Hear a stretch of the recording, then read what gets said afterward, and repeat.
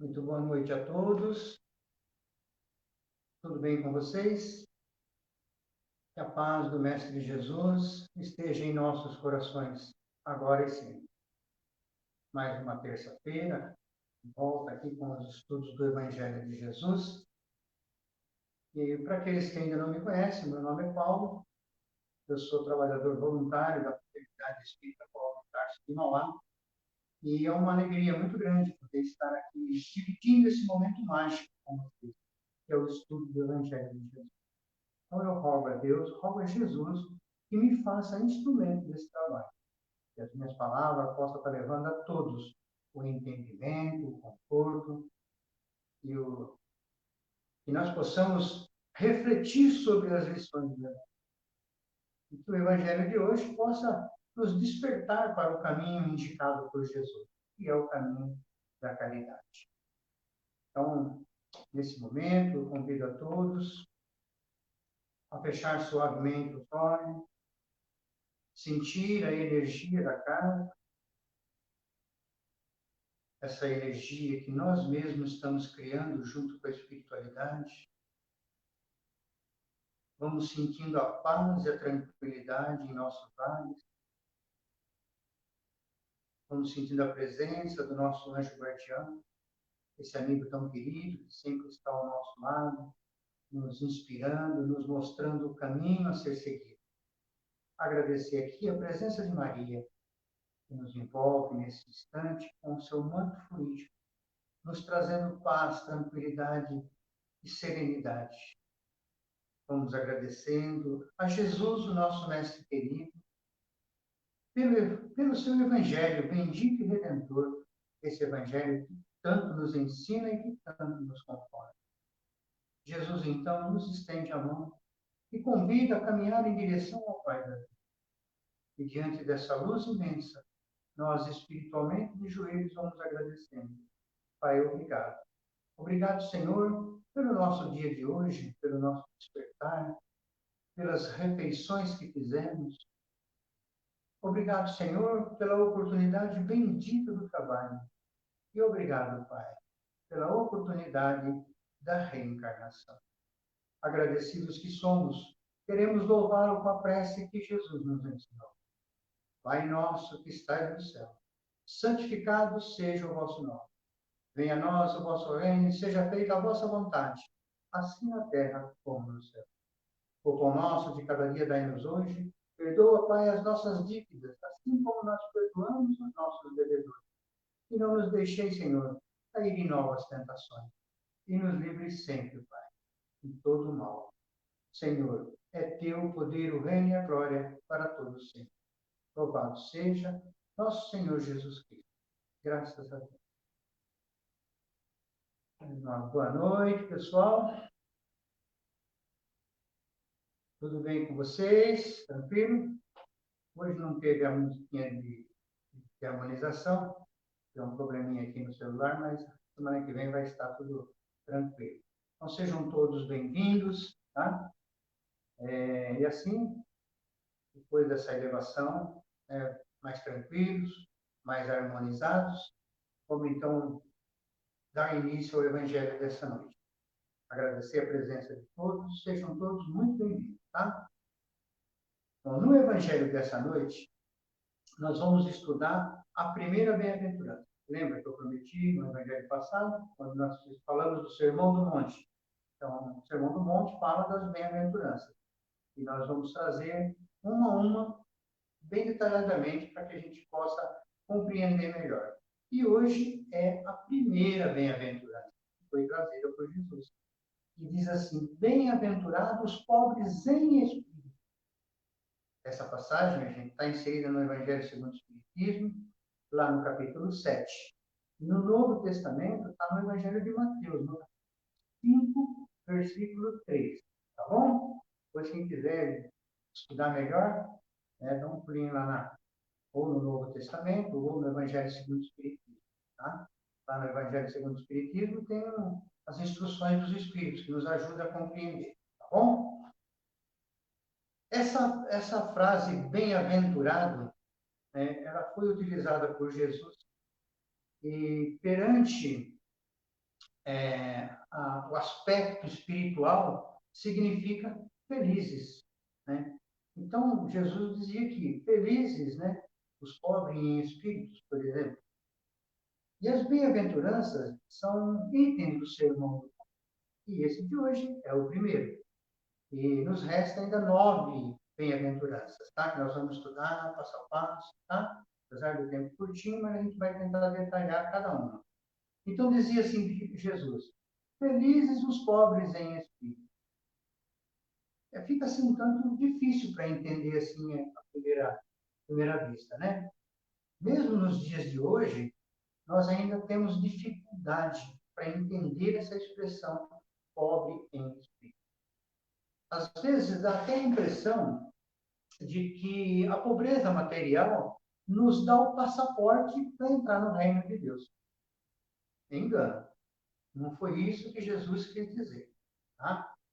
Jesus não se referia ali aos pobres de bens materiais de um modo geral. Ele se referia ali, com essa frase, aos ricos de virtudes. Tá? Jesus ele não entende como pobre de espírito um homem desprovido de inteligência ou de bens materiais. Não. Mas sim os humildes e os simples. Tá? O ensinamento do Divino Mestre, ele refere sempre àquelas almas singelas, aquelas almas simples, aquelas almas despidas do espírito de ambição, de inveja, de ganância, egoísmo, orgulho. Esses são os que entrarão no reino de Deus.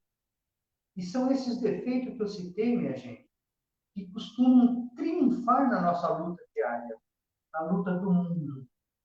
Por isso é que Jesus ele ensina, ele vem nos trazer o antídoto para eliminar todos esses fatos, que é a humildade, que é a simplicidade de coração.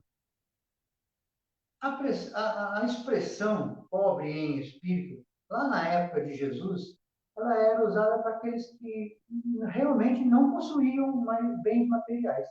Realmente, a maioria que recebeu essa palavra eram pobres, pessoas pobres. Tá? E essas pessoas, por serem assim bastante simples e humildes, eles julgavam os fariseus, os escribas, de terem um espírito adiantado. Eles se colocavam na inferioridade. E Jesus, enxergando esse erro que eles cometiam, usa essa expressão. Porque as pessoas, apesar de serem pobres de bens materiais, né, tinham uma fé em Deus muito grande. Muito grande. Eles louvavam a Deus com sentimentos verdadeiros. Né? Olha bem. E eles se rebaixavam diante dos fariseus, se rebaixavam diante dos saduceus, dos escribas, que se vangloriavam, né, por se acharem melhor do que os outros. Por isso mesmo é que tem uma passagem no Evangelho de Lucas que Jesus ele fala assim, ele usa uma expressão assim, todo aquele que se eleva será rebaixado, e todo aquele que se rebaixa, se humilha, será exaltado. Né? Assim sendo, gente, ser pobre de espírito primeiramente, reconhecer a grandeza de Deus, né? Reconhecer a sua soberania, reconhecer a sua bondade, a sua justiça, a sua misericórdia, e reconhecer também a nossa pequenez diante de Deus. E reconhecer que nós somos os seus filhos. E como tal, gente, nós devemos obediência. Né? Nós vamos lembrar de que todos nós, minha gente, somos iguais perante a Deus. Todos, sem exceção, independente de classe social, de raça, todos, sem exceção, todos são iguais perante aos olhos de Deus. O que distingue um dos outros, às vezes, ao olhar de Deus, né, são as virtudes. Então, aquele que pratica mais virtudes, né, que conseguiu ganhar mais virtudes, conquistar mais virtudes, ele está mais perto de Deus. Né? Por isso é que Jesus, lá na sexta bem-aventurança, que nós vamos ver logo em breve, Jesus ele diz assim: bem-aventurados os que têm puro o coração, porque verão a Deus. Olha só. Então, todo aquele que trabalha na seara do Criador, na seara de Jesus, ele está mais próximo de Deus. Percebem? Jesus, quando ele vem dizer que a caridade e a humildade são os verdadeiros títulos de nobreza que o Espírito tem. Esse é o verdadeiro tesouro. Tá? E o apóstolo Paulo, aqui, ele fala assim: não ambicioneis coisas altas, se acomodai-vos com as mais humildes. Né? Então, a gente dá prioridade, né, como diz o primeiro mandamento, né, trazido por Moisés, né, amarás o teu Deus sobre todas as coisas. Tá? Primeiro Deus, e reconhecer nele a sabedoria dele, e respeitar ele como nosso Pai.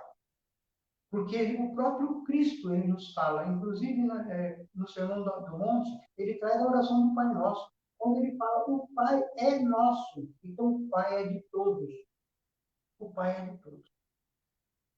Mas ser humilde, ser pobre em espírito, não significa que a gente tem que compactuar com tudo que as pessoas colocam para nós. Não é isso. Tá? Ser humilde também não significa ser fraco ou covarde, né, ou tímido. Pelo contrário, significa ser muito forte e muito sábio. Então, quando Jesus nos afirma que o reino dos céus pertence aos simples, Jesus quer dizer o quê? Que sem a simplicidade de coração e sem a humildade de espírito, ninguém será admitido nesse reino. É preciso estar trajando as vestes, tá? E quais são essas vestes? Nós vamos ver mais para frente. Jesus ele nos orienta que precisamos, durante o nosso período encarnatório, enquanto estivermos aqui nesse plano terreno, devemos ir preparando a nossa bagagem que vamos levar quando partirmos para a pátria espiritual. E o que nós estamos depositando dentro da nossa mala? Qual é a bagagem que nós estamos colocando ali dentro? Porque quando lá chegarmos, será perguntado: o que trazes na bagagem?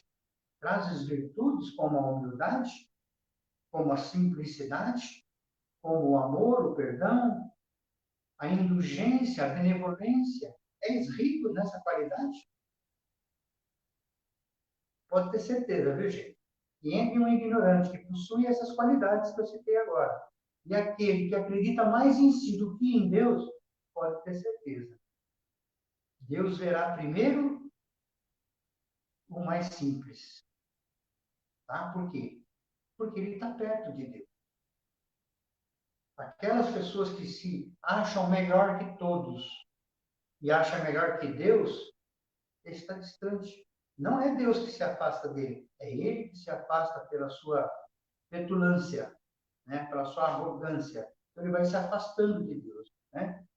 Segundo a moral dos espíritos superiores, como a do Cristo, por exemplo, ele nos ensina que o orgulho, o egoísmo, a sensualidade são paixões que nos aproximam da natureza animal, nos mantendo assim fixo na matéria, preso à matéria. Já os que neste mundo aqui se desliga da matéria, desprezando as futilidades mundanas e praticando o amor, né, o amor ao próximo, pode ter certeza, ele se aproxima da natureza espiritual. Ou seja, fica mais perto de Deus. Muito mais fácil falar com ele. Bem, agora nós já aprendemos o que é necessário para alcançarmos o reino de Deus, né? O que nós precisamos. Agora vem um grande desafio. Né? E que desafio? Como se tornar pobre em espírito? E como fazer para adquirir a humildade do espírito, a simplicidade do coração? O que eu devo fazer? O primeiro grande ensinamento vem com Moisés, através de do maior fenômeno mediúnico que o mundo já conheceu, que é a psicografia na pedra. Lembra dos 10 mandamentos na pedra? Que é psicografada naquela pedra. Foi aí que nós recebemos os 10 mandamentos. Né? No primeiro mandamento, entre os 10, o ensinamento vem nos dizer, vai nos ensinar que nós devemos amar a Deus sobre todas as coisas. Ou seja, reconhecer em Deus a sua soberania, a sua justiça, a sua misericórdia.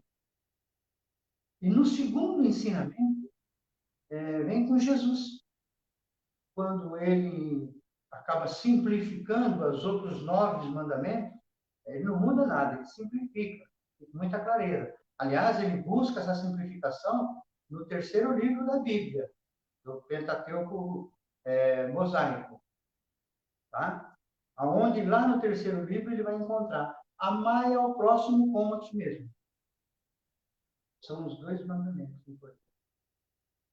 E Jesus ele vai mais além ainda. Ele fala: amai os vossos inimigos. Jesus era danado, hein? Mas ele não nos ensinava, minha gente, só com palavras. Jesus ele ensinava exemplificando, nos mostrando como fazer. E ele nos orienta a seguir. Mas como seguir Jesus? Né? A gente não sabe onde ele está. Lá no Evangelho de João, tem uma passagem que Tomé ele pergunta a Jesus. Jesus estava ali já praticamente se despedindo, foi na noite da última ceia. Né? E ele pergunta para Jesus: Senhor, nós não sabemos aonde vai. Como podemos saber o caminho para seguir? E Jesus vira para Tomé e fala assim: eu sou o caminho, a verdade e a vida. Ninguém vai ao Pai senão por mim. Ou seja, seguir o caminho dele, né? E como é seguir Jesus? É simplesmente, minha gente, vivenciar o Evangelho e colocar em prática aquele Evangelho bendito e redentor. Com isso, nós vamos cumprir as leis divinas e estaremos seguindo Jesus. Qual é esse caminho que Jesus se refere? O caminho dos pobres em espíritos, ou seja, dos humildes. O caminho dos simples, né? O caminho dos pobres de orgulho, o caminho dos pobres de egoísmo, né? O caminho da caridade, o caminho do perdão, o caminho da benevolência, da misericórdia e o caminho do amor ao próximo. Essa é a chave. Allan Kardec, muito sensato e inspirado pelo Espírito de Verdade, até mesmo por Jesus, ele intitula o capítulo 15 do Evangelho segundo o Espiritismo como Fora da caridade não há salvação. Fora da caridade. Então fica muito claro aí que a salvação ou a entrada no reino de Deus não se dá nas igrejas de um modo geral, muito menos dentro de um centro espírita. Não. Fazer parte dessa ou daquela religião ou daquela doutrina não nos capacita a entrar no reino de Deus. É verdade? Então, para alcançarmos o reino de Deus, é necessário algo mais. Nós precisamos de uma chave para entrar. E essa chave se chama caridade. Ou nós vamos precisar de uma senha, né? Que significa humildade. Ou de um código que se chama amor ao próximo. Além disso, gente, nós devemos estar ainda devidamente vestidas com as vestes adequadas. Quais são as vestes adequadas? A doçura, a afabilidade, o amor, o perdão,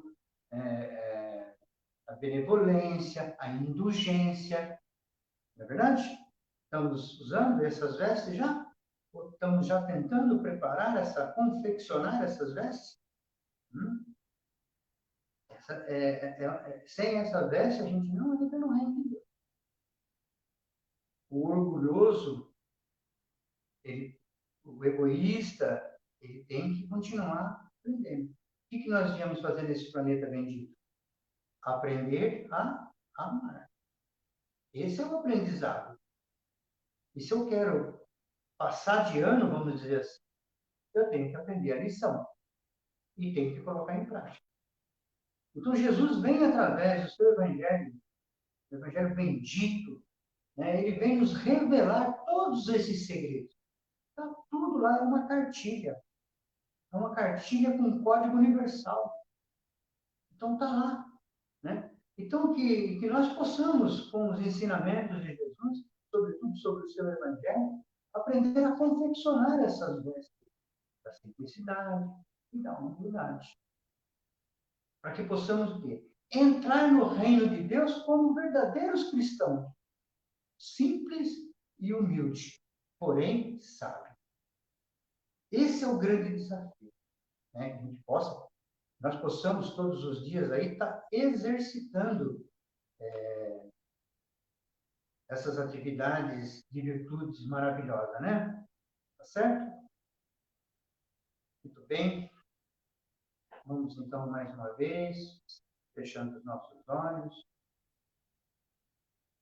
agradecendo a Jesus, o nosso Mestre, pelo amparo que Ele nos dá, pela sua presença agora em nosso Evangelho. Obrigado, Pai, por essa luz maravilhosa. Permita, Pai, que essa luz possa alcançar os países em conflitos, em guerra, em desarmonia. Que essa tua luz, Pai, possa chegar àqueles que caminham pelas ruas sem um teto para morar. Que essa luz possa atingir as penitenciárias, os hospitais, os asilos, os orfanatos, os manicômios. Nós te rogamos, Pai, que um pouco dessa luz fique nesse instante na casa dos nossos familiares. Que essa luz possa tocar o coração de cada um, despertando ali o amor, o perdão, a compreensão. E nós te rogamos, Pai, que um pouco dessa luz fique conosco, para que tenhamos força, coragem e perseverança na nossa transformação interior. Que essa luz, Pai, possa ficar lá na casa Paulo de Tarso, onde ela poderá ser vista ao longe como um farol, representando lá, Pai, um pronto socorro do Espírito. Obrigado, Senhor, e obrigado a Jesus. Graças a Deus. Muito bem, eu quero desejar a todos uma semana maravilhosa, agradecer pela presença e pela paciência, e que a paz do Mestre Jesus esteja em nossos corações. Até o próximo Evangelho, onde nós vamos falar da segunda bem-aventurança. Muito obrigado a todos e uma boa noite.